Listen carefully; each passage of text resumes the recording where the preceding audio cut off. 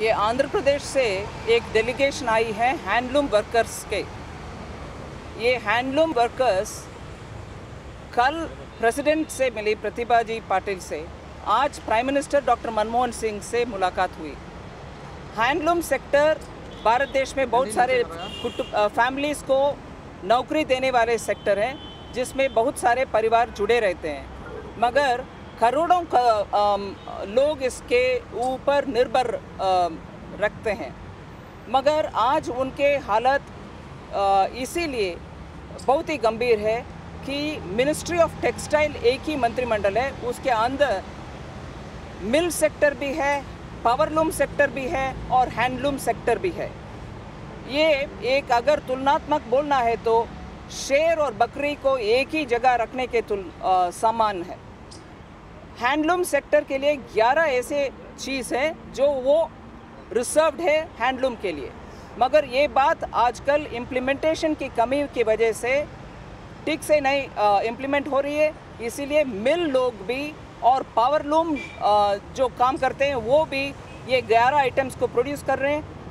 इसके वजह से हैंडलूम से 11 जो आइटम्स आता है उसको मार्केट मिलता नहीं है, क्योंकि हैंडलूम के जो भी बनाया हुआ चीज़ है ज़रा ज़्यादा महंगी रहती है, क्योंकि मेहनत ज़्यादा है इसमें और इनके लिए अच्छे कामगार भी हैं।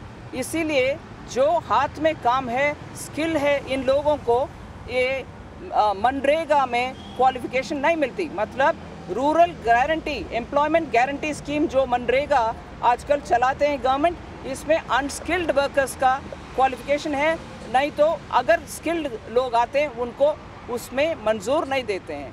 इसीलिए इनकी डिमांड है कि मनरेगा जैसे हैंडलूम वर्कर्स के लिए अलग एक स्कीम आना चाहिए, जिससे जो डेली वेज वीवर्स हैं उनको हर रोज़गार मिले। वो एक चीज़ है। सेकेंड है, मिनिस्ट्री में हैंडलूम को मिनिस्ट्री टेक्सटाइल से हटा के हैंडलूम के लिए अलग मिनिस्ट्री बनाना एक डिमांड है। और तीसरी विषय जो चौकनी है, हैंडलूम पॉलिसी इस देश में नहीं है। हम मांग रहे हैं कि अलग पॉलिसी बनवाना चाहिए, जिसमें इतने सारे परिवार हैंडलूम सेक्टर से डिपेंडेंट है। इसके लिए अलग पॉलिसी भी नहीं है इस देश में। ये हमें बहुत ही सरप्राइजिंग लगेगी, मगर ये सच्चाई है।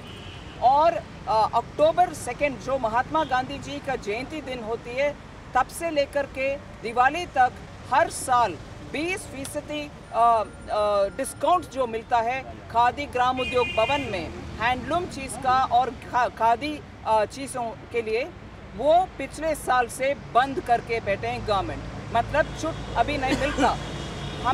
हमारी मांग है कि ये 20% डिस्काउंट दोबारा शुरू होना चाहिए, जिससे कंज्यूमर ग्राहक को ये इंसेंटिव मिले, जिससे वो हैंडलूम के वस्तुओं खरीदते हैं। और 5,000 करोड़ को एक बजटरी प्रोविजन हर साल रहना चाहिए। हर साल कम से कम 5,000 करोड़ में इनका वीविंग हैंडलूम सेक्टर का पुनर्निर्माण हो और उनका रिहैबिलिटेशन और बेटर अपॉर्चुनिटीज़ के लिए 5,000 करोड़ बजट में अलोकेट करना है। लास्टली, मगर बहुत ही इम्पोर्टेंटली, लोन के वजह से उस वज़न की वजह से आत्महत्या हो रही है, जैसे किसानों में होती है, आज वीवर्स के बीच में भी आत्महत्या हो रही है। 600 से ज़्यादा लोग अब तक आंध्र प्रदेश में, सिर्फ आंध्र प्रदेश में सुसाइड कर चुके हैं। इनको हर एक सुसाइड जिन्होंने किए उनके परिवार का 5 लाख रुपया रिलीफ देने के लिए मांग रखे हैं हम। और लास्टली, जो सुसाइड्स हो रही है उसके कारण क्या है, ये सब इसके ऊपर ध्यान से और एक कॉम्प्रिहेंसिव स्टडी भी होना चाहिए। आखिर हम मांग रहे हैं गवर्नमेंट से, हैंडलूम सेक्टर इस देश का एक संपत्ति है, इसका हम ऐसे दरकिनारे रखने में इस देश का नुकसान होगा। इसीलिए एक पूरे इसका कॉम्प्रिहेंसिव स्टडी होना चाहिए और नए तरीके से इसको रिवाइव करना चाहिए। और प्राइम मिनिस्टर इसके अच्छे तरीके से रिस्पॉन्ड किए हमें। इसके अलावा अन्ना हज़ारे एक सवाल है। आज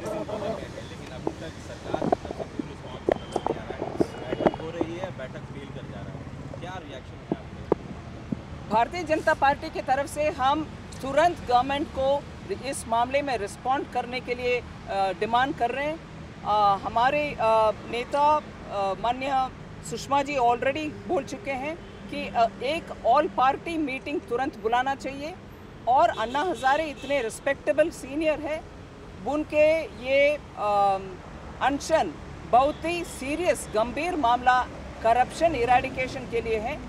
सरकार इसके ऊपर तुरंत रिस्पॉन्ड करना ज़रूरी है। Thank you.